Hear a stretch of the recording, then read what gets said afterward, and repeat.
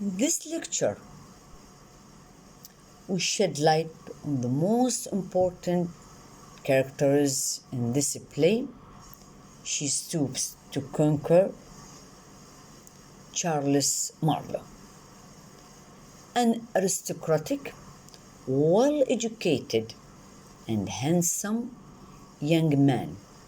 Marlowe has spent little time in polite society, instead spending much of his upbringing at school and in international travel.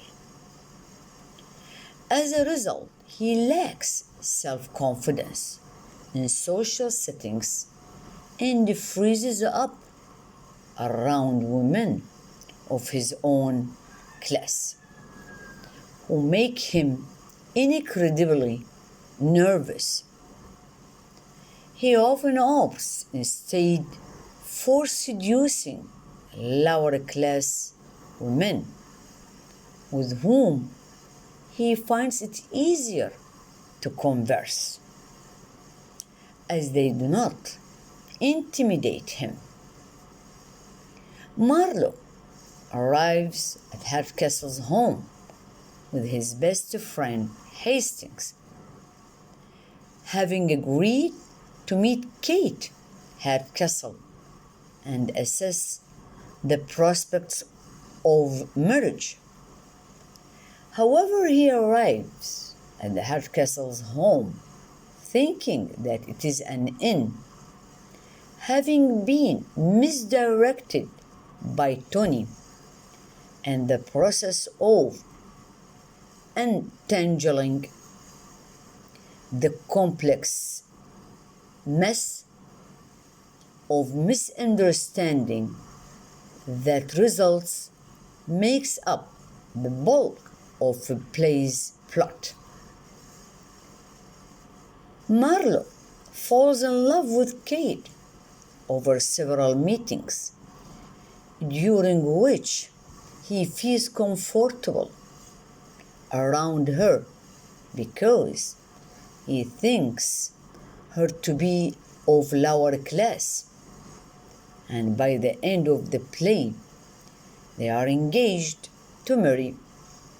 In this way, Marlowe finds love with a woman of his own class despite his crippling shyness, thereby proving Tony's initial playful deception of Marlowe to have been a fateful and fortunate twist.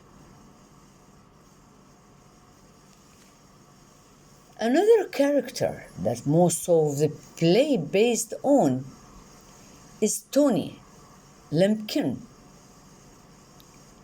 Clever but uneducated and rustic, Tony is sick of his mother, Mrs. Hardcastle's domineering personality and eager for the time when he will inherit a substantial fortune and be able to act more independently. Tony was never sent to school as a child because his mother considered him too sickly, although it seemed that this may have only been in her imagination.